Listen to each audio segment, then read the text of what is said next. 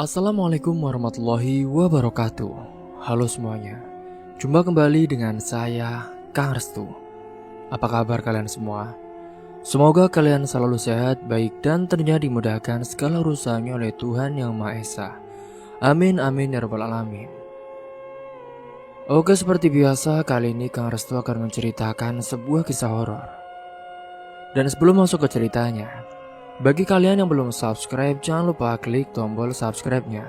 Klik juga lonceng notifikasinya serta like video ini, agar kalian tidak ketinggalan cerita-cerita menarik dari channel Restu Horor. Oke, terima kasih. Dan langsung saja tanpa berlama-lama lagi, bagaimana kisahnya? Ini dia ceritanya. Pak Mansur dan istrinya, Bu Anggi, hidup sederhana bersama dua anak mereka, Fahri dan juga Iska. Fahri duduk di kelas 3 SMP sementara Iska masih di bangku kelas 4 SD. Kehidupan keluarga kecil ini diwarnai oleh perjuangan sehari-hari untuk memenuhi kebutuhan hidup. Pak Mansur bekerja sebagai pencari barang bekas keliling. Setiap pagi, ia berkeliling dari satu tempat ke tempat yang lain, menelusuri gang-gang sempit dan jalanan kota.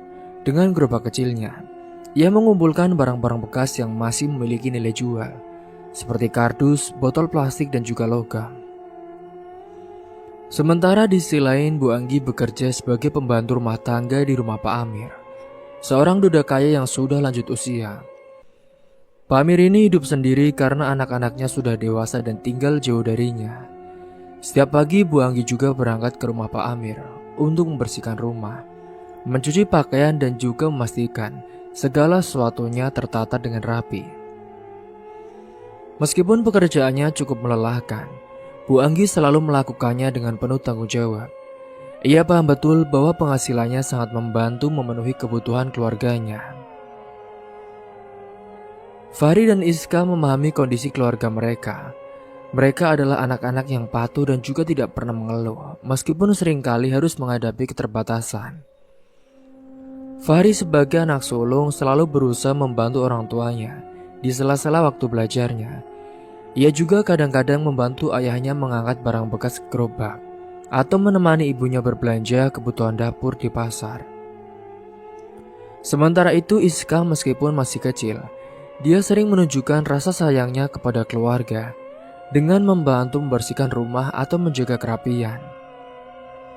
Di tengah keterbatasan keluarga Pak Mansur, mereka memiliki semangat kebersamaan yang kuat saat itu. Mereka juga sering menghabiskan waktu bersama di malam hari, berbincang dan bercanda di ruang tamu sederhana mereka. Pak Mansur selalu mengajarkan anak-anaknya untuk bersyukur atas apa yang mereka miliki dan berusaha sebaik mungkin dalam menjalani kehidupan. Sekarang, mungkin kita tidak punya banyak harta, tapi kita punya kasih sayang dan rasa saling peduli. Itu jauh lebih berharga, ucap Pak Mansur kepada anak-anaknya. Hingga saat itu, Iska pun menjawabnya. Tapi Pak, Iska kan pengen sepatu baru Pak, boneka-bonekaan, mainan bagus seperti teman-teman Iska Pak. Kapan Iska bisa punya kayak mereka Pak? Pak Mansur hanya terdiam. Sementara saat itu Fahri pun ikut menimbali.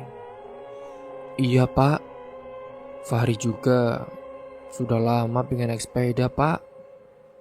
Masa Fahri sekolahnya jalan kaki terus, sementara teman-teman Fahri juga naik sepeda Pak. Capek. Kata Bapak mau beliin Fahri sepeda. Tapi kapan Pak? Bapak bohong, keluhnya saat itu. Sementara di sisi lain, saat di rumah Pak Amir, Bu Anggi ini merasa bersyukur karena majikannya adalah orang yang baik. Pak Amir pun juga sering memberikan makanan atau barang-barang yang sudah tidak terpakai kepada Bu Anggi untuk dibawanya pulang. Bahkan terkadang Pak Amir ini memberikan uang tambahan kepada Bu Anggi sebagai bentuk penghargaan atas kerja kerasnya. Bagi Pak Amir, kehadiran Bu Anggi sangat berarti karena ia tidak lagi memiliki siapa-siapa yang merawatnya. Kedekatan inilah yang membuat Bu Anggi merasa dihargai dan juga semakin semangat dalam bekerja. Namun kehidupan keluarga ini tidaklah selalu mulus. Ada kalanya Pak Mansur pulang dengan hasil yang sedikit karena persaingan yang semakin ketat di antara pencari barang bekas, atau ketika barang-barang bekas itu harganya masih turun. Di saat seperti itulah Fahri seringkali mencoba menghibur ayahnya dengan cerita-cerita lucu dari sekolahnya. Sementara itu, Iska akan menggambar sesuatu yang sederhana, tetapi penuh makna dan memberikannya kepada ayahnya untuk menyemangatinya. Pak Mansur meskipun terkadang merasa sedih selalu berusaha tersenyum di hadapan anak-anaknya. Fahri juga memiliki mimpi besar untuk bisa melanjutkan pendidikan hingga perguruan tinggi dan menjadi orang sukses agar bisa membantu keluarganya. Ia selalu belajar dengan tekun dan sering mendapat pujian dari guru-gurunya di sekolah. Sementara itu, Iska yang bercita-cita menjadi seorang dokter, ia juga sering bermain dokter-dokteran di rumahnya, menggunakan boneka-boneka yang sudah kusut, yaitu boneka pemberian dari tetangga-tetangganya sebagai pasien. Kedua anak ini pun selalu memandang masa depannya dengan optimisme, meskipun mereka tahu bahwa perjalanan untuk mencapai mimpi tersebut tidak akan pernah mudah. Hingga di malam hari, ketika semua pekerjaan telah selesai, keluarga ini seringkali berdoa bersama. Mereka memohon kepada Tuhan agar diberikan kesehatan, rezeki yang cukup dan juga kebahagiaan. Meskipun memang sekarang, untuk saat ini Pak Mansur hanya bisa memberikan janji-janji kepada anak-anaknya, agar dia bisa membelikan barang-barang apapun yang diinginkan oleh anak-anaknya. Singkat cerita, Fahri kembali dari sekolah dengan wajah yang murung. Sepanjang perjalanan pulang, ia berjalan kaki melewati teman-temannya yang melintas dengan sepeda masing-masing. Beberapa dari mereka sengaja mengejeknya, mengatakan bahwa ia tidak pernah bisa membeli sepeda seperti mereka. Hati Fahri terasa perih tetapi ia hanya diam, mencoba menahan air matanya. Setibanya di rumah, ia pun langsung masuk ke kamar tanpa berkata apa-apa. Sementara itu, Iska pulang dengan sepatu yang solnya pun sudah hampir lepas. Sepatu itu tampak kumal, penuh tambalan di sana dan juga di sini. Ketika ia membuka sepatu di depan pintu, ia berkata dengan suara lirih kepada ibunya, "Bu, sepatu Iska sudah rusak lagi, Bu. Iska malu kalau teman-teman lihat." Bu Anggi hanya bisa menatap putrinya dengan tatapan sedih, tidak tahu harus berkata apa. Sementara di satu sisi ia ingin mengganti sepatu itu dengan yang baru, tetapi ia tahu bahwa keuangan mereka tidaklah memungkinkan. Ketika malam tiba, keluarga berkumpul di ruang tamu yang sederhana. Fahri akhirnya pun mengutarakan unek-uneknya. "Pak, kapan Fahri punya sepeda, Pak?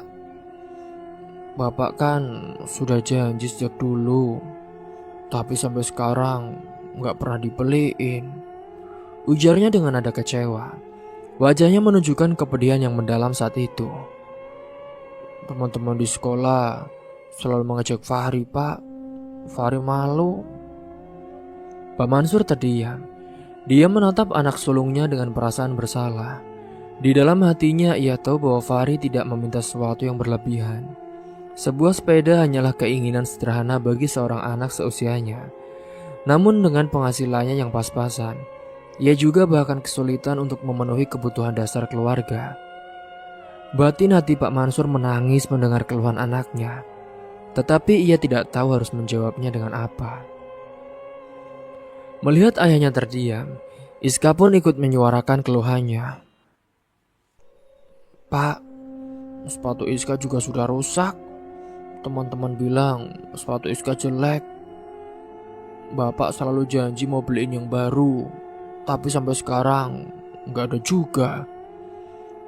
Suara kecil Iska terdengar seperti tamparan keras di telinga Pak Mansur. Ia mencoba tersenyum untuk menenangkan kedua anaknya, tetapi senyum itu terasa sangat berat baginya. "Nak, Bapak janji nanti kalau ada uang lebih, pasti Bapak belikan sepeda untuk Fahri dan juga sepatu baru untuk Iska, ya?" katanya dengan suara bergetar. Namun jawaban itu tidaklah memuaskan mereka. "Dari dulu Bapak selalu janji ya Pak, tapi cuma bohong, gak pernah ditepati," ujar Fahri sambil beranjak dari tempat duduknya dan masuk ke kamarnya. Iska mengikuti kakaknya dengan wajah cemberut, meninggalkan Pak Mansur dan juga Bu Anggi di ruang tamu saat itu. Bu Anggi yang mendengar semua itu pun merasa hatinya hancur. Ia memandang suaminya dengan tatapan kecewa. "Pak, anak-anak sudah mulai kehilangan kepercayaan kepada kamu ya Pak. Kamu sadar gak sih Pak, kalau janji-janji itu malah membuat mereka terlebih terluka? Bapak itu gimana sih Pak? Bu ya kerjanya harus lebih giat lagi Pak. Kasihan anak-anak," kata Bu Anggi pelan tetapi syarat emosi. Pak Mansur hanya bisa menunduk merasa tidak berdaya. "Bapak tahu, tapi Bapak juga kecewa pada diri sendiri Bu. Aku sudah berusaha sekuat tenaga, tapi hasilnya selalu begini," jawabnya dengan suara lirih. "Ya mungkin kamu harus cari pekerjaan lain toh Pak. Kalau aku tahu ini sulit, tapi kan kita tidak bisa terus begini. Anak-anak butuh lebih dari sekedar janji Pak. Lagian, Ibu juga bosan loh Pak, hidup kita cuma gini-gini aja. Bapak gak ada perkembangannya," kata Bu Anggi dengan nada tegas. Perkataannya seperti menancap ke hati Pak Mansur, tetapi ia tahu bahwa istrinya ini berkata dengan jujur. Malam itu pun Pak Mansur tidak bisa tidur. Ia terus memikirkan kata-kata istrinya dan keluhan anak-anaknya. Dalam hati ia bertekad untuk melakukan sesuatu agar bisa memenuhi kebutuhan keluarganya. Keesokan paginya pun ia bangun lebih awal dari biasanya. Dengan penuh semangat ia kembali berkeliling mencari barang bekas, berharap mendapatkan lebih banyak hasil. Namun memang kenyataan tidak selalu sejalan dengan harapan. Hari itu pun hasilnya tidak seberapa, bahkan lebih sedikit dari biasanya. Pak Mansur merasa frustasi tetapi ia tidak ingin menyerah. Ia mulai mencari pekerjaan tambahan di sela-sela waktu luangnya. Ia mendengar bahwa ada seorang yang membutuhkan tenaga untuk membantu di sebuah warung kecil. Tanpa ragu pun ia melamar saat itu. Pekerjaan itu meskipun upahnya sangat kecil, Pak Mansur kini mulai bekerja di sana setiap sore setelah selesai mengumpulkan barang bekas. Sementara di rumah, Bu Anggi mencoba menghibur anak-anaknya.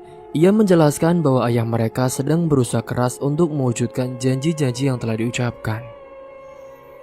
"Nak, bapak kalian mungkin tidak sempurna, tapi dia juga pasti berjuang untuk kalian." Setelah beberapa minggu bekerja di warung, singkatnya saat itu Pak Mansur pun akhirnya berhasil mengumpulkan sedikit uang tambahan, meskipun jumlahnya tidak banyak. Kini ia memutuskan untuk membeli sepeda bekas untuk Fahri dan juga sepatu baru untuk Iska. Ketika ia membawa barang-barang itu pulang, wajahnya berseri-seri meskipun tubuhnya terlihat sangat lelah. Ketika Fahri dan Iska melihat apa yang dibawa ayah mereka, mata mereka pun langsung berbinar saat itu. "Pak, ini sepeda buat Fahri. Tapi kok sepedanya sudah karatan Pak. Ini sepeda bekas ya Pak," ucap Fahri saat itu. Sementara saat itu Iska yang melihat ayahnya. "Ini sepatu ini juga buat Iska Pak." "Iya, tapi kok sudah ada sol-solannya ya Pak. Ini bekas ya Pak," ucap mereka berdua saat itu. Mereka berdua cukup senang, tapi melihat barang itu barang bekas, kesenangan itu tidaklah sepenuhnya. Pak Mansur hanya bisa terdiam karena memang hartanya atau uangnya hanya bisa membelikan barang-barang bekas itu.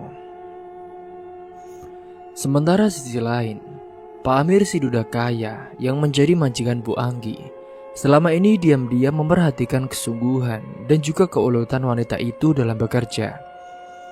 Setiap hari Bu Anggi datang ke rumah Pak Amir dengan semangat. Meski beban hidup yang ditanggungnya tidaklah ringan, Pak Amir mengagumi ketekunan dan juga kesabarannya. Wanita itu tidak hanya bekerja dengan baik, tetapi juga selalu menunjukkan sikap ramah dan juga penuh hormat. Di sisi lain, Pak Amir ini yang merasa kesepian. Anak-anaknya telah lama meninggalkannya masing-masing yang sibuk dengan kehidupannya sendiri di luar kota. Rumahnya yang besar dan juga megah terasa sunyi. Dan Pak Amir pun mulai berpikir bahwa kehadiran seorang yang bisa menemani hari-harinya akan membuat hidupnya lebih bermakna. Ia melihat sosok Bu Anggi sebagai wanita yang mampu mengisi kekosongan tersebut. Satu sore, setelah Bu Anggi selesai bekerja, Pak Amir memulai pembicaraan yang tidak biasa saat itu. Bu Anggi, saya tahu ini mungkin terdengar mendadak, Bu. Tapi sebenarnya saya sudah lama memikirkan hal ini, Bu. Saya ingin menawarkan sesuatu kepada Ibu, kata Pak Amir sambil memandangnya dengan serius. Bu Anggi yang sedang merapikan kain pel pun menoleh dengan ekspresi bingung. Apa maksud Bapak ya, Pak? Tanyanya hati-hati. Saya ingin menjadikan Ibu jadi istri saya, Bu, ujar Pak Amir tanpa ragu. Saya sudah lama hidup sendiri, dan saya merasa Bu Anggi adalah orang yang tepat untuk mendampingi saya. Anak-anak saya juga sudah setuju, Bu, jika saya ingin menikah lagi. Mereka hanya ingin saya bahagia. Mendengar itu pun Bu Anggi terkejut. Tapi Pak, saya kan masih punya suami, ujarnya pelan. Meski di dalam hatinya perasaan campur aduk pun mulai muncul. Ia tahu tawaran dari Pak Amir adalah kesempatan besar. Dengan menjadi istrinya, ia tidak hanya akan hidup lebih baik, tetapi juga mampu memberikan kehidupan yang lebih layak untuk Fahri dan juga Iska. Pak Amir memahami reaksi awal dari Bu Anggi. Saya tahu, Bu, dan saya juga tidak memaksa. Tapi coba Ibu pikirkan baik-baik. Saya bisa memberikan kehidupan yang jauh lebih baik untuk Ibu dan juga anak-anak Ibu. Suami Ibu, maaf ya saya bicara, sepertinya dia kesulitan, Bu, untuk memenuhi kebutuhan kalian. Anak-anak Ibu juga tidak seharusnya hidup dalam kekurangan seperti sekarang, Bu. Perkataan Pak Amir mengusik hati Bu Anggi. Ia tahu Pak Amir tidak sepenuhnya salah. Sebagai seorang ibu, ia sering merasa sakit ketika melihat anak-anaknya harus menahan rasa malu dan juga kecewa karena keterbatasan mereka. Namun ia juga tahu bahwa menerima tawaran itu berarti meninggalkan Pak Mansur, suaminya yang meskipun miskin, ia selalu berusaha untuk keluarganya. Saat pulang ke rumah malam itu, Bu Anggi pun terlihat gelisah. Ia terus memikirkan kata-kata dari Pak Amir. Di rumah suasana tidak begitu baik. Fahri dan Iska pun terlihat semakin menjauh dari Pak Mansur. Mereka semakin tidak akrab, jarang berbicara dengan ayahnya, dan cenderung menghindarinya. Fahri yang dulu sering membantu ayahnya mengangkat barang bekas, kini lebih sering menghabiskan waktu di kamar. Sementara Iska pun juga menjadi lebih pendiam.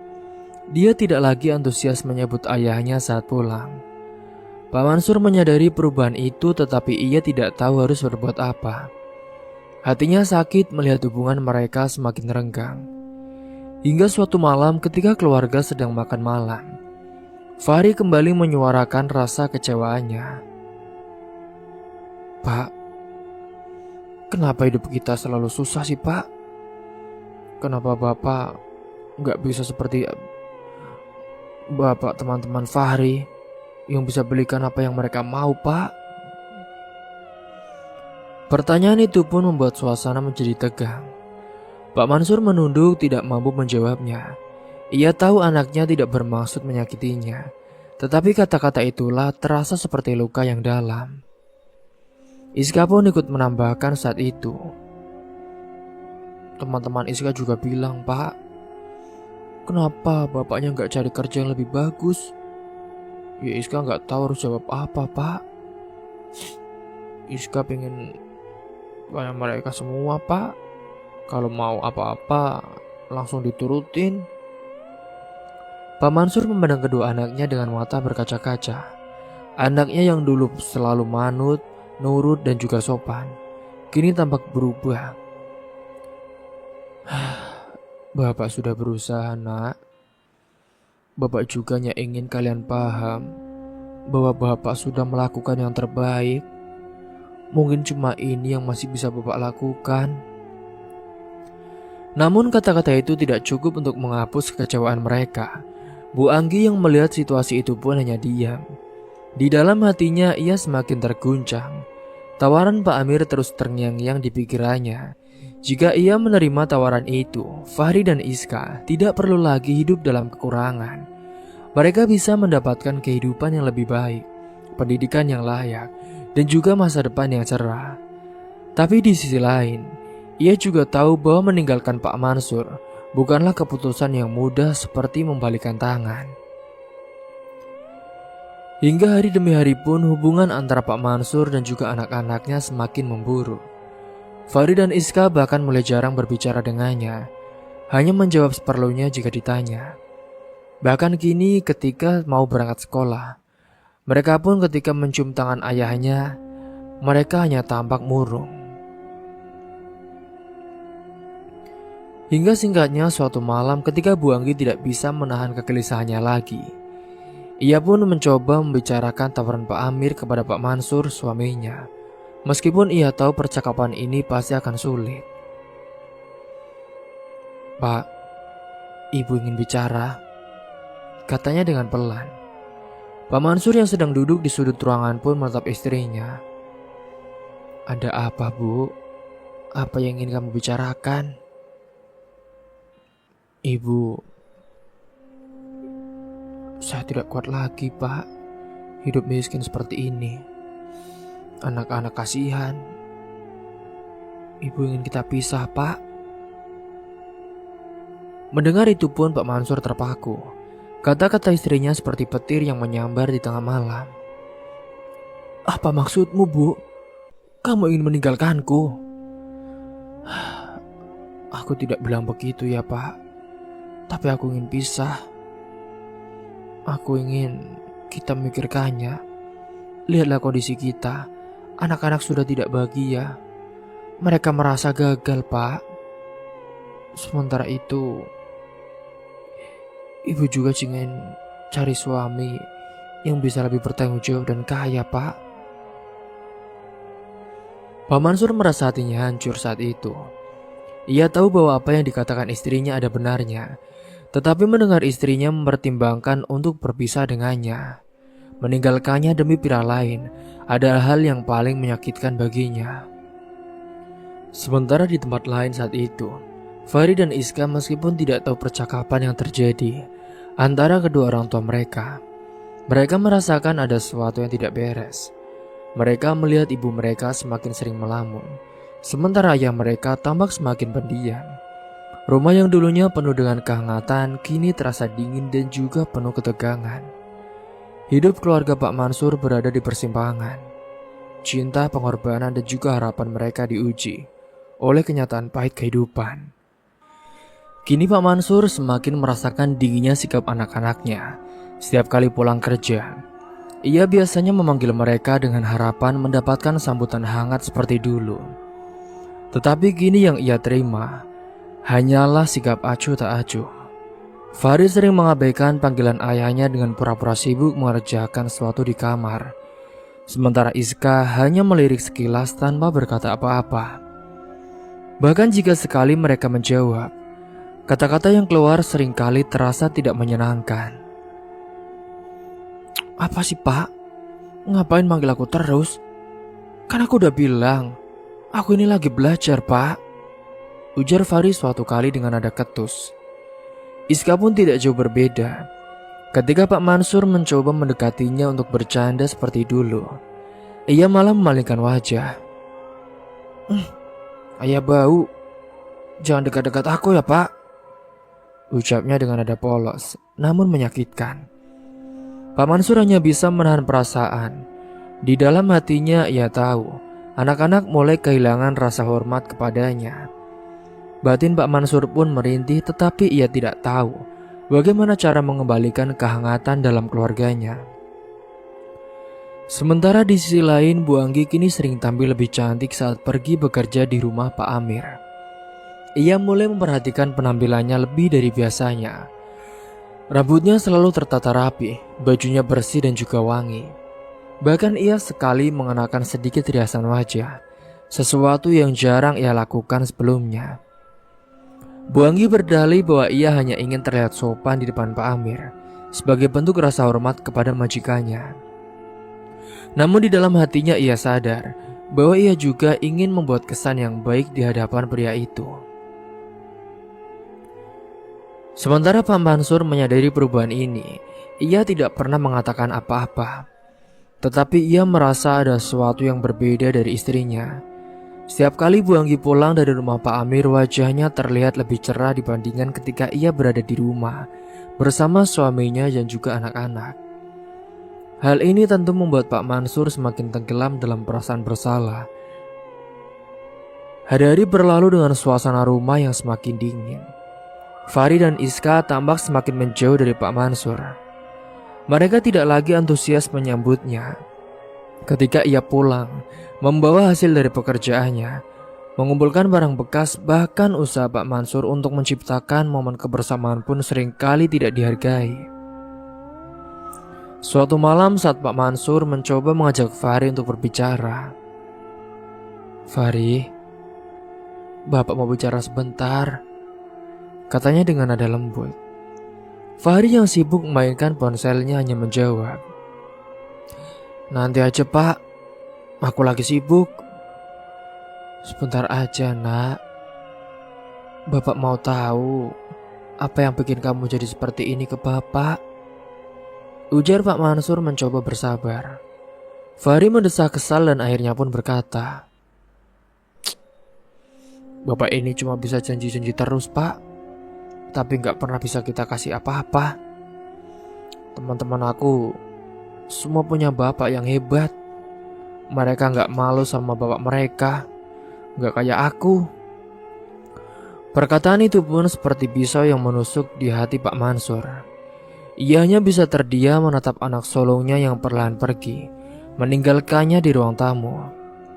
Sikap Iska pun semakin dingin.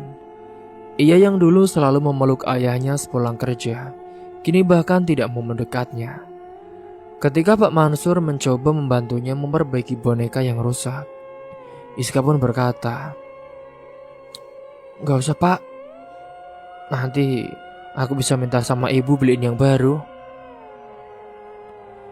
Malam itu pun Pak Mansur tidak bisa menahan tangisnya. Ia merasa telah gagal menjadi seorang ayah. Ia tahu bahwa anak-anaknya memiliki harapan besar kepadanya. Tetapi keterbatasan hidup membuatnya jauh sulit. Di saat yang sama ia juga merasa semakin jauh dari istrinya. Bu Anggi kini lebih tersenyum ketika berbicara tentang pekerjaannya di rumah Pak Amir, tetapi jarang menunjukkan senyum yang sama kepada suaminya.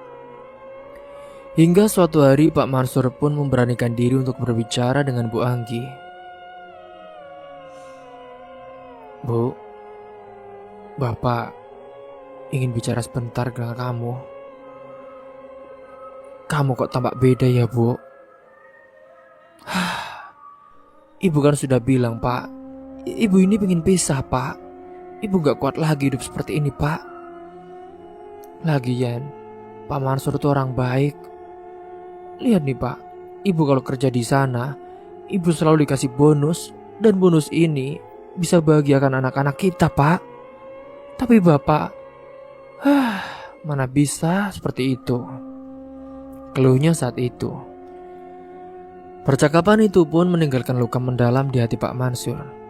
Ia merasa posisinya dalam keluarga semakin terancam.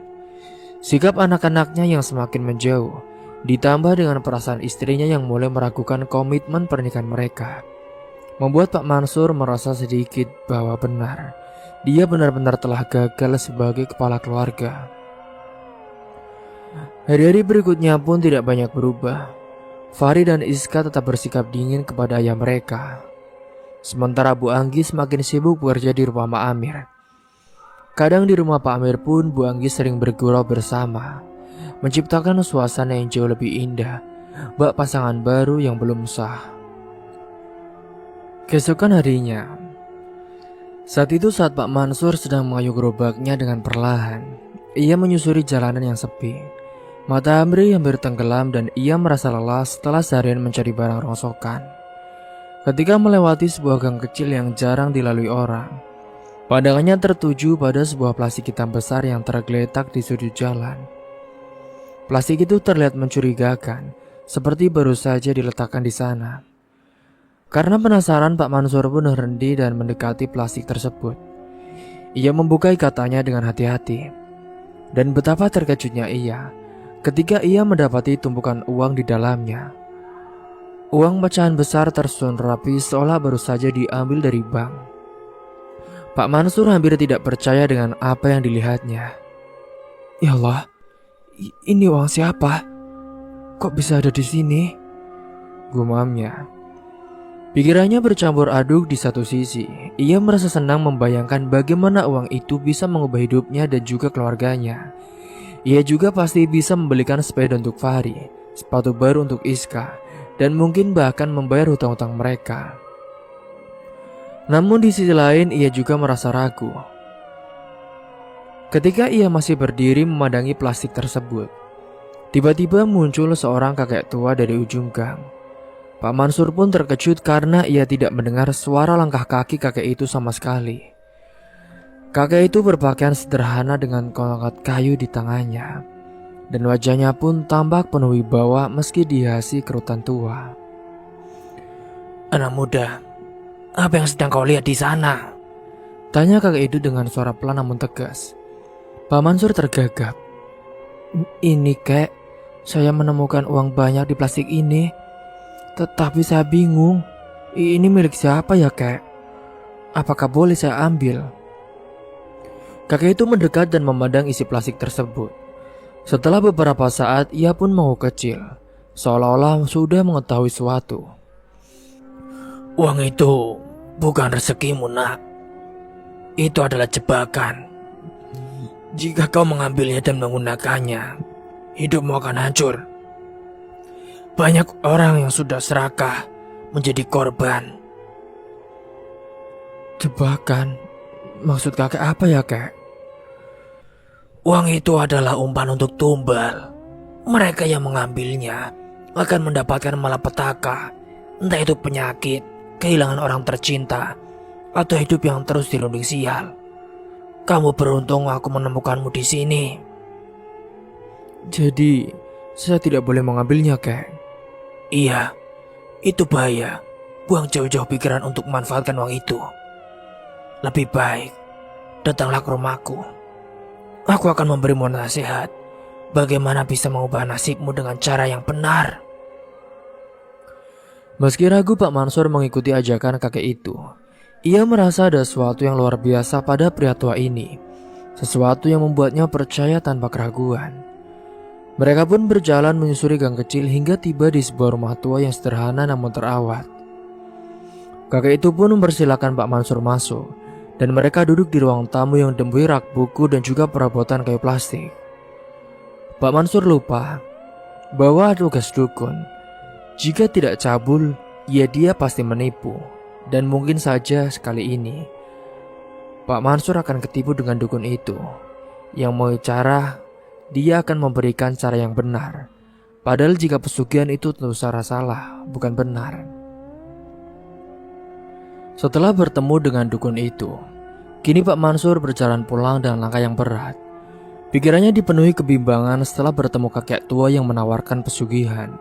Awalnya ia merasa lega karena tidak mengambil uang jebakan yang ditemukan. Namun tawaran sang kakek membuat hatinya semakin gelisah. Di satu sisi hidupnya penuh kesulitan dan ia ingin memberikan kehidupan yang lebih baik untuk keluarganya. Namun di sisi lain, pesugihan bukanlah jalan yang sesuai dengan hati nuraninya. Saat melewati jalan setapak menuju rumahnya, bayangan anak-anaknya yang kecewa pun terus menghantui benaknya. Fahri dan Iska sudah jarang tersenyum di hadapannya. Bahkan mereka lebih sering menunjukkan sikap acuh seolah-olah ia tidak lagi. Ditambah lagi dengan hubungan istrinya Bu Anggi juga semakin terasa jauh. Ia merasa tidak ada lagi yang menjadi bagian penting dari keluarganya. Hingga setibanya di rumah, suasana tidak jauh berbeda dari biasanya. Bu Anggi tampak sibuk menatap beberapa barang baru di ruang tamu. Sementara Fahri dan Iska sedang asyik bermain dengan mainan baru yang tampak mahal. Pak Mansur memperhatikan dengan raut bingung. Barang-barang itu terlihat sangat berbeda dari apa yang biasa ada di rumah mereka. "Anggi, dari mana semua ini?" tanya Pak Mansur dengan nada pelan. Bu Anggi menoleh sejenak lalu menjawab tanpa menatap suaminya. "Pak Amir yang memberikan. Dia bilang ini hadiah untuk anak-anak. Katanya mereka perlu sesuatu untuk menyemangati mereka." Pak Mansur merasakan campuran perasaan antara marah dan sedih. Marah karena merasa posisinya sebagai keluarga seolah tergantikan, dan sedih karena tahu ia tidak mampu memberikan hal serupa untuk anak-anaknya. Di dalam kamar pun saat itu Pak Mansur duduk termenung. Tawaran kakek tua itu kembali terngiang di telinganya. Jika ia menerima pesugihan, mungkin ia bisa membuat anak-anaknya bahagia, seperti yang dilakukan oleh Pak Amir. Ia juga bisa memberikan semua yang mereka inginkan. Meskipun ia juga tahu bahwa jika ia melakukan pesugihan, harus ada konsekuensi besar yang berat yang harus ia tanggung. Ia juga pernah mendengar cerita tentang orang-orang yang kehilangan segalanya setelah mendapatkan kekayaan dengan cara seperti itu, bahkan mengambil nyawa orang itu. Pak Mansur berjalan pulang dengan langkah yang berat. Pikirannya dipenuhi kebimbangan setelah bertemu kakek tua yang menawarkan pesugihan. Awalnya ia merasa lega karena tidak mengambil uang jebakan yang ditemukan sebelumnya. Namun, tawaran sang kakek tentunya membuat hatinya semakin gelisah. Di satu sisi hidupnya penuh kesulitan dan ia ingin memberikan kehidupan yang lebih baik untuk keluarganya. Namun di sisi lain, pesugihan bukanlah jalan yang sesuai dengan hati nuraninya. Saat melewati jalan setapak menuju rumahnya saat itu, bayangan anak-anaknya yang kecewa pun terus menghantui benaknya. Fahri dan Iska sudah jarang tersenyum di hadapannya. Bahkan mereka lebih sering menunjukkan sikap acuh, seolah-olah ia tidak lagi. Ditambah sekarang hubungannya dengan istrinya Bu Anggi juga semakin terasa jauh. Ia sudah merasa tidak lagi menjadi bagian penting dari keluarganya. Hingga setibanya di rumah, suasana pun tidak jauh berbeda dari biasanya. Bu Anggi tampak sibuk menatap beberapa barang baru di ruang tamu. Sementara Fahri dan Iska asyik bermain dengan mainan baru yang tampak mahal. Pak Mansur memperhatikan dengan raut bimbang. Barang-barang itu terlihat sangat berbeda dari apa yang biasa ada di rumah mereka. "Bu, dari mana semua ini?" tanya Pak Mansur dengan nada pelan. Bu Anggi menoleh sejenak lalu menjawab tanpa menatap suaminya. "Ini Pak Amir yang berikan. Dia bilang ini hadiah untuk anak-anak. Katanya kan mereka ini perlu sesuatu untuk menyemangati mereka." Pak Mansur merasakan campuran perasaan antara marah dan juga sedih. Marah karena merasa posisinya sebagai kepala keluarga seolah-olah sudah tergantikan. Dan ia sedih karena tahu ia juga memang tidak mampu memberikan hal serupa untuk anak-anaknya. Namun ia memilih untuk tidak memperpanjang pembicaraan saat itu. "Oh, begitu," jawabnya singkat lalu menuju kamarnya. Di dalam kamar Pak Mansur duduk termenung. Tawaran kakek tua itu kembali terngiang di telinganya. Jika ia menerima pesugihan, mungkin ia bisa membuat anak-anaknya bahagia seperti yang dilakukan oleh Pak Amir. Ia juga bisa memberikan semua yang mereka inginkan, dari sepeda baru hingga sepatu cantik untuk Iska. Namun ia juga tahu bahwa pesugihan memiliki konsekuensi yang berat. Ia juga pernah mendengar cerita tentang orang-orang yang kehilangan segalanya setelah mendapatkan kekayaan dengan cara seperti itu. Malam itu pun, suasana rumah terasa sangat berbeda. Fahri dan Iska tertawa bahagia dengan mainan baru mereka. Dan Bu Anggi terlihat puas dengan barang-barang yang diberikan oleh Pak Amir. Sementara itu, Pak Mansur merasa semakin tersingkir. Ia mencoba berbicara dengan anak-anaknya, tetapi respon mereka tetap dingin. Fahri, Iska, sini sebentar. Bapak mau ngobrol, panggilnya. Fahri menoleh dengan malas. Ada apa lagi sih, Pak? Ini aku lagi main loh, Pak. Iya, Pak. Nanti saja deh, ucap mereka berdua. Pak Mansur hanya bisa menarik nafas panjang. Ia tahu bahwa hubungan mereka semakin renggang, dan itu tentu membuat hatinya semakin sakit.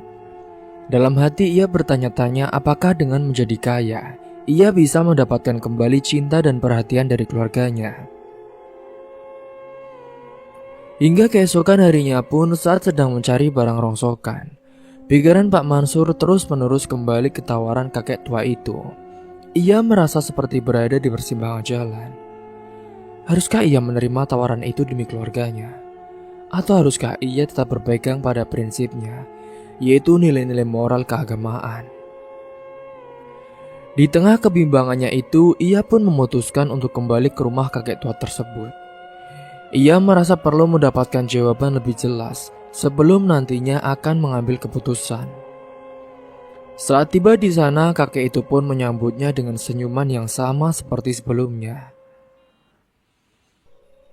Jadi kau kembali, nak?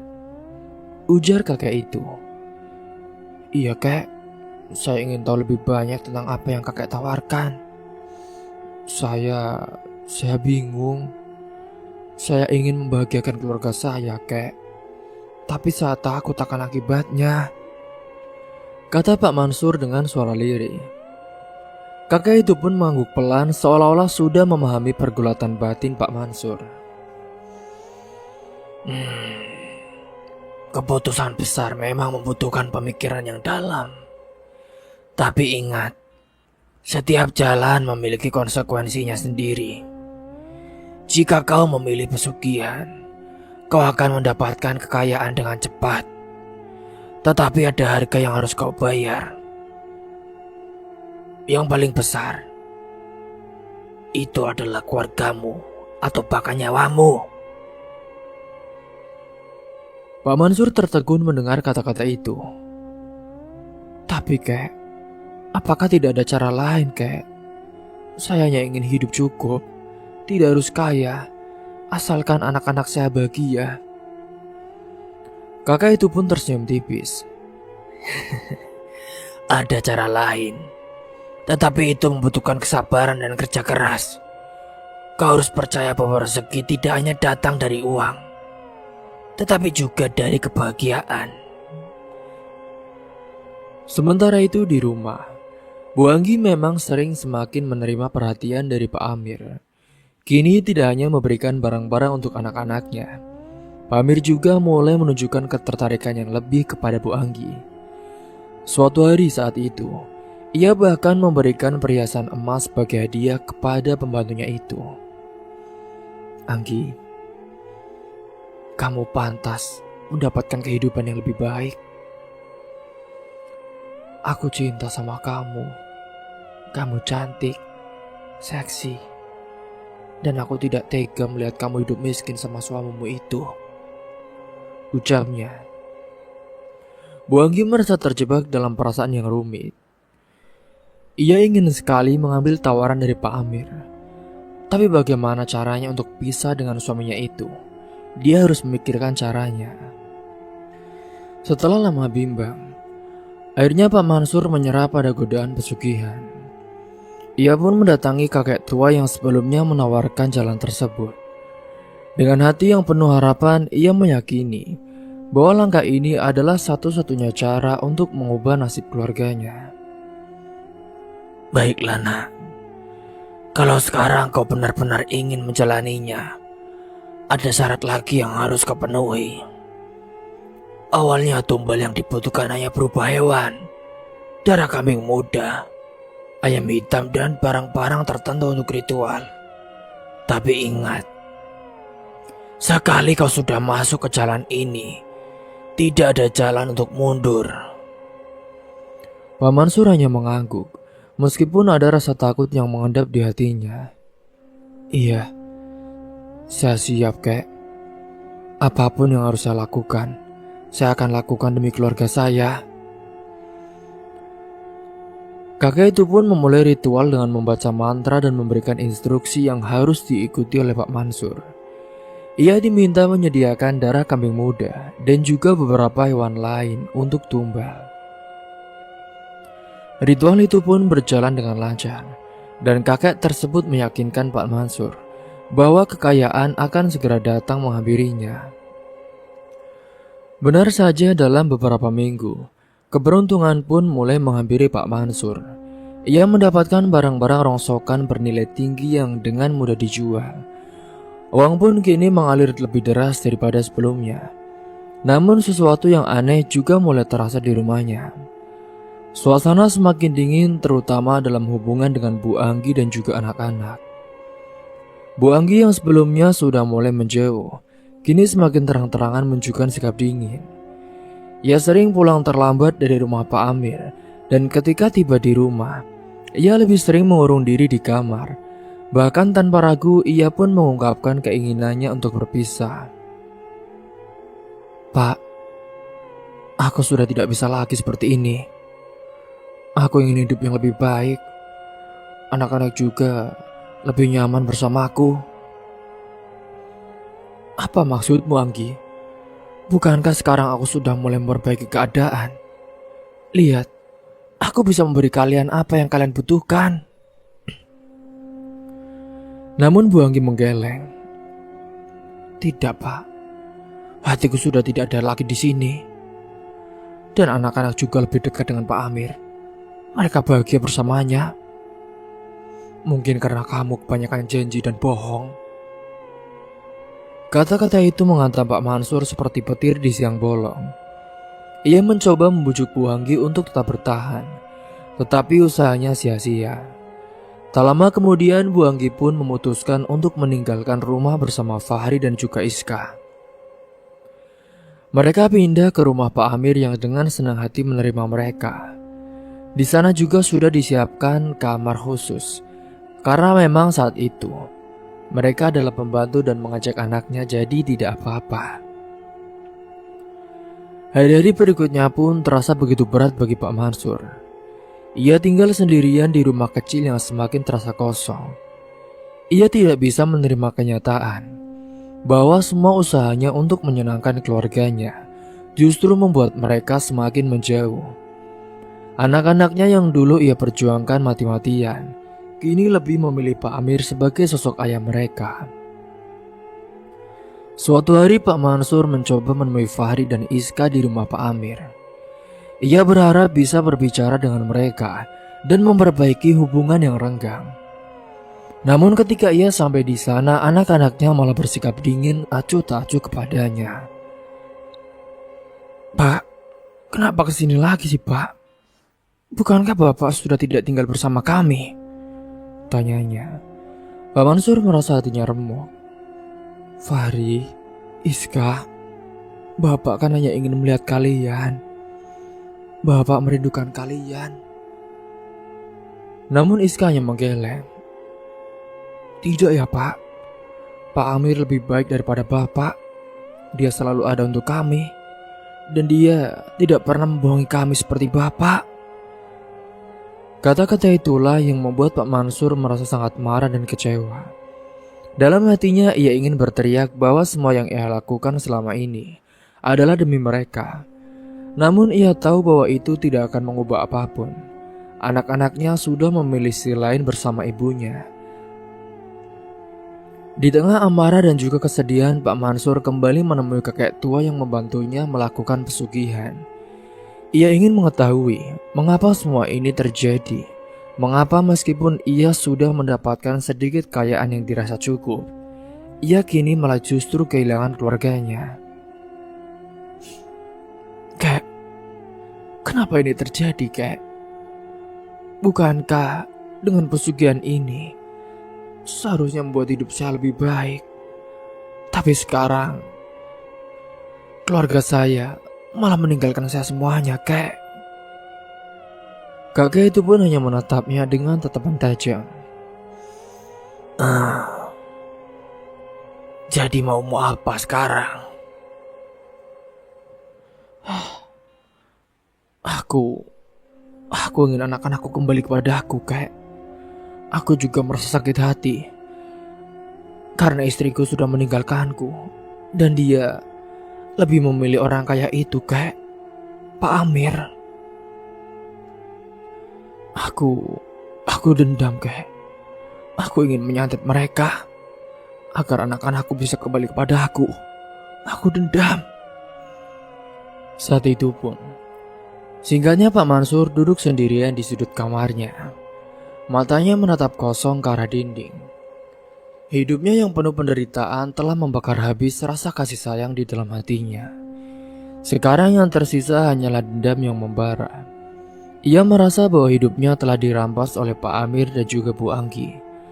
Anak-anaknya yang selama ini menjadi sumber kekuatannya, kini bahkan lebih memilih tinggal bersama mereka. Hatinya sekarang hancur berubah menjadi tekad yang sangat mengerikan. Ia dipenuhi oleh dendam. Mereka harus merasakan penderitaan yang aku alami. Jika mereka tidak ada, anak-anakku pasti akan kembali kepadaku. Gumenya pelan tetapi penuh dengan kebencian. Pemikiran itu pun semakin menguat hingga akhirnya Pak Mansur memutuskan saat itu untuk melakukan santet kepada mereka berdua, yaitu Pak Amir dan juga mantan istrinya. Ia ingin membalas dendam. Kakek tua itu pun menyambut Pak Mansur dengan tatapan tajam, seolah memang sudah mengetahui niatnya. Kek, saya ingin mereka menderita. Mereka telah merampas segalanya dari saya. Saya ingin mereka merasakan apa yang saya rasakan.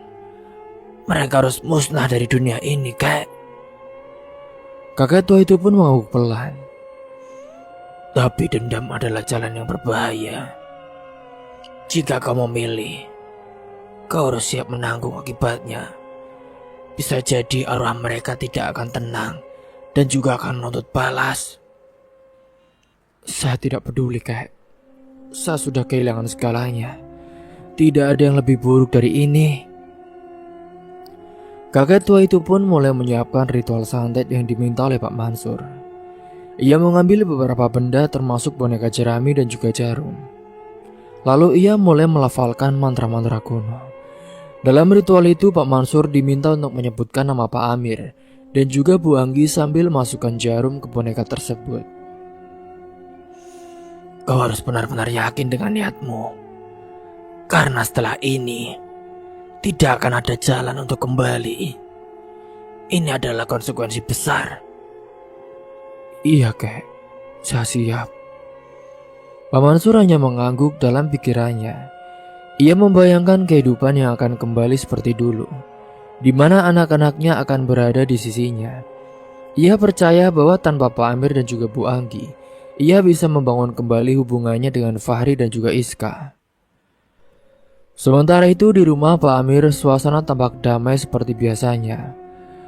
Pak Amir saat itu sedang duduk di ruang tamu bersama Fahri dan juga Iska. Sementara Bu Anggi sibuk menyiapkan makan malam di dapur. Namun kedamaian itu pun mulai berubah ketika Pak Amir tiba-tiba merasa sakit yang luar biasa di dadanya.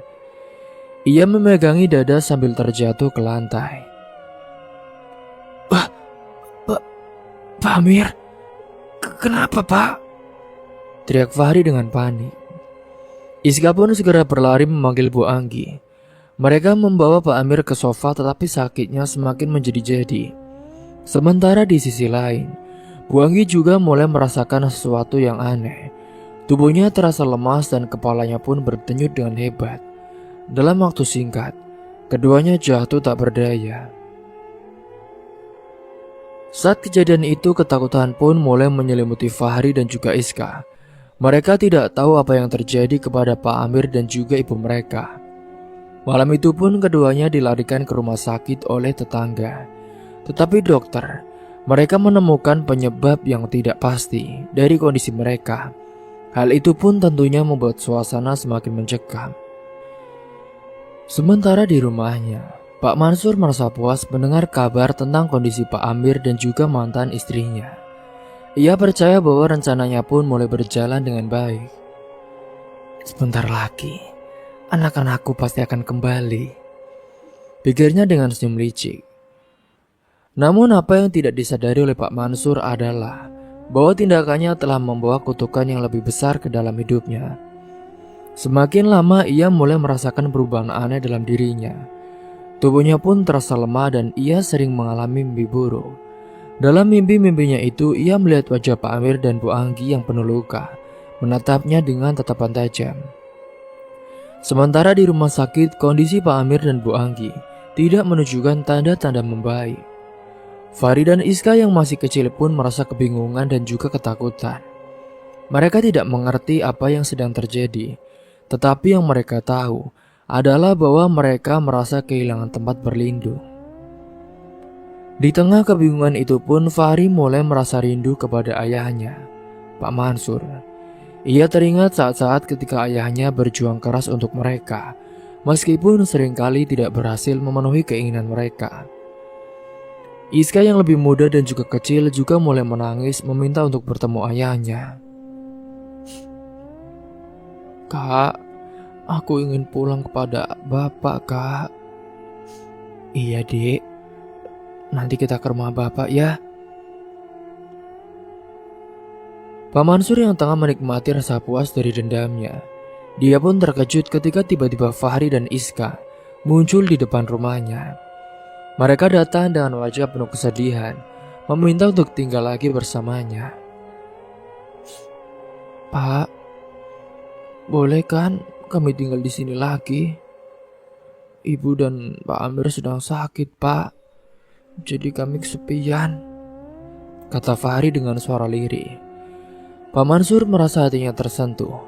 Ia merangkul kedua anaknya dengan penuh kasih sayang. Meskipun dalam hatinya masih tersimpan kebanggaan karena rencananya telah berhasil. Namun ia juga merasa bersalah karena mengetahui bahwa kondisi mereka adalah akibat dari tindakannya. Hari-hari berikutnya Pak Mansur merawat Fahri dan Iska dengan penuh perhatian. Ia berusaha menjadi ayah yang baik, tetapi bayangan tentang apa yang telah ia lakukan terus menghantui pikirannya. Kini setiap malam ia bermimpi tentang Pak Amir dan juga Bu Anggi, seolah-olah mereka menuntut keadilan atas apa yang telah terjadi. Padahal saat itu, Bu Andi dan Pak Amir juga belum meninggal dunia. Mereka masih dirawat intensif di rumah sakit. Kini kondisi Pak Amir dan Bu Anggi pun semakin memburuk. Dan akhirnya, keduanya baru meninggal dunia. Kabar itu tentu membuat Fahri dan Iska sangat terpukul. Mereka kehilangan sosok yang selama ini menjadi tempat mereka berlindung. Sementara itu Pak Mansur merasa lega karena kini anak-anaknya sepenuhnya berada di sisinya. Namun kebahagiaan itu pun ternyata tidak bertahan dengan lama. Kutukan dari tindakannya mulai menunjukkan efeknya. Pak Mansur mulai kehilangan keseimbangan mental. Ia sering berbicara sendiri dan kadang melihat bayangan-bayangan aneh di sekitarnya. Fahri dan Iska yang awalnya merasa senang tinggal bersama ayahnya, kini mulai merasa ketakutan dengan perubahan sikapnya. Hingga suatu malam saat Fahri mendengar suara ayahnya berbicara dengan seorang di kamar.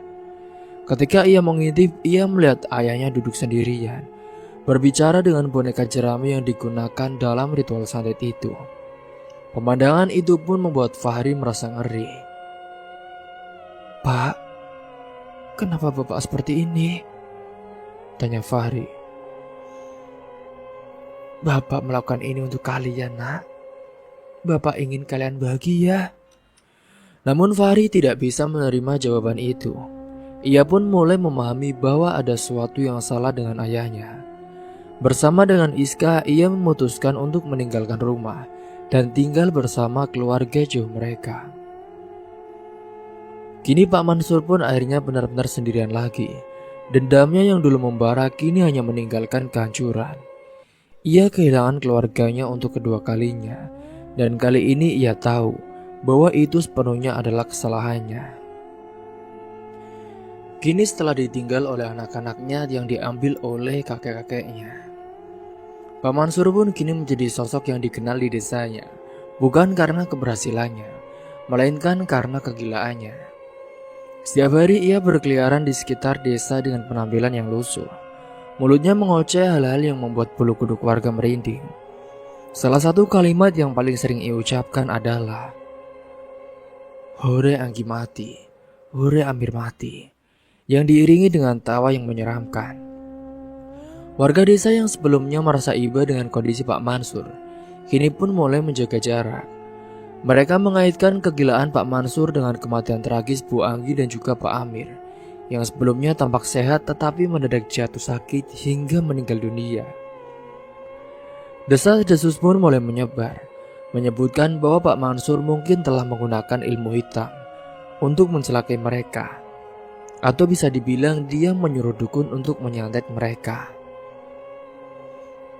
"Dia pasti menyantet Bu Anggi dan Pak Amir ya Pak?" "Iya, benar sekali Pak. Lihat saja sekarang, dia jadi gila. Mungkin itu hukuman atas perbuatannya," sahut yang lain. Sementara itu Fahri dan Iska kini sudah tinggal bersama nenek dan juga kakeknya. Mereka yang tinggal jauh dari desa. Nenek mereka adalah seorang wanita tua yang bijaksana, membawa mereka pergi setelah melihat kondisi mental Pak Mansur yang semakin memburuk. Ia juga tidak ingin cucu-cucunya tumbuh dalam lingkungan yang penuh dengan trauma dan juga kegilaan. "Iska, Fahri, bapak kalian sudah tidak waras. Kalian harus tinggal di tempat yang aman ya. Kalian di sini saja sama nenek dan kakek," ucapnya. Kedua anak itu menerima keputusan tersebut dengan hati yang berat. Meskipun memang mereka merasa takut kepada ayah mereka, namun di lubuk hati yang paling dalam, mereka tetap menyayangi Pak Mansur, karena dia adalah satu-satunya orang tua yang masih tersisa setelah kematian tragis dari ibunya. Kini hari-hari Pak Mansur semakin suram. Tanpa keluarga di sisinya, ia benar-benar sudah kehilangan arah. Rumah kecilnya yang dulu penuh dengan tawa Fahri dan Iska, kini menjadi tempat yang sunyi dan juga menyeramkan. Barang-barang berserakan di mana-mana dan dinding-dindingnya dipenuhi coretan-coretan tak beraturan, hasil dari kegilaannya. Ia juga sering terlihat duduk di depan rumah, berbicara sendiri seolah-olah sedang berdialog dengan seseorang. Warga desa yang lewat pun hanya bisa menggelengkan kepala. Mereka merasa ngeri dan kasihan pada saat yang sama. Namun di balik kegilaannya itu, Pak Mansur sesekali tersadar akan kehancuran hidupnya. Ia menangis terseduh-seduh memohon ampun kepada Tuhan atas semua dosa yang telah ia lakukan saat itu. Ia gila karena memang dia juga ada diserupi oleh sosok-sosok yang mengerikan yang ada pikirannya. Namun kini rasa bersalah yang begitu besar dan penyesalan yang terus menghantuinya membuatnya kembali ke jurang kegilaan. Tepat pada suatu malam yang gelap saat itu, Pak Mansur yang berjalan tanpa arah di pinggir rel kereta api, dengan angin malam yang dingin menusuk kulitnya, tetapi ia tidak peduli. Karena di dalam pikirannya ia mendengar suara-suara yang terus mengingatkannya pada masa lalunya. Suara Fahri dan juga Iska yang memanggilnya. Tawa Bu Anggi, bahkan suara tawa sinis dari Pak Amir. "Semua ini salahku. Aku tidak pantas hidup. Aku harus pergi," gumamnya sambil tertawa dan juga menangis. Pak Mansur berdiri di tengah rel kereta menatap langit malam yang dipenuhi bintang-bintang. Ia merasa ini adalah akhir yang layak bagi dirinya. Suara klakson kereta yang semakin mendekat pun tidak membuatnya bergeming. Hingga pada malam itu, Pak Mansur pun tertabrak kereta hingga mati. Tubuh-tubuhnya berserakan di rel kereta itu. Kepalanya mencolok jauh dan juga kaki dan juga tangannya saling berpisah. Keesokan paginya pun warga desa dikejutkan dengan berita bahwa Pak Mansur telah meninggal dunia setelah tertabrak kereta. Tubuhnya ditemukan dalam kondisi yang mengenaskan, dan berita itu pun segera menyebar ke seluruh desa. Akhirnya, dia menerima karmanya. Dia menyusul istrinya yang sudah meninggal dulu. Iya Pak, tapi tetap saja ini menyedihkan. Bagaimanapun juga, dia dulu adalah orang yang baik dan juga sangat bertanggung jawab pada keluarga. Namun karena permasalahan yang dialaminya, mungkin karena faktor ekonomi, ditambah Bu Anggi juga dulu minta pisah, jadi dia gila. Kematian Pak Mansur pun meninggalkan berbagai perasaan di hati warga desa, mulai dari ngeri dan juga yang biasa. Meski banyak juga yang percaya bahwa ia mendapatkan hukuman atas segala dosa-dosanya, tetap saja kehidupan tragisnya menjadi pelajaran bagi semua orang. Fahri dan Iska yang tinggal bersama nenek mereka mendengar kabar tentang kematian ayah mereka pun beberapa hari kemudian. Fahri menangis dalam diam, sementara Iska memeluk nenek mereka sambil terisak. Mereka tidak akan pernah menyangka dalam 1 tahun terakhir ini mereka akan menjadi anak yatim piatu akibat kematian yang mengerikan dari kedua orang tuanya. Nek, kenapa Bapak harus pergi seperti ini, Nek?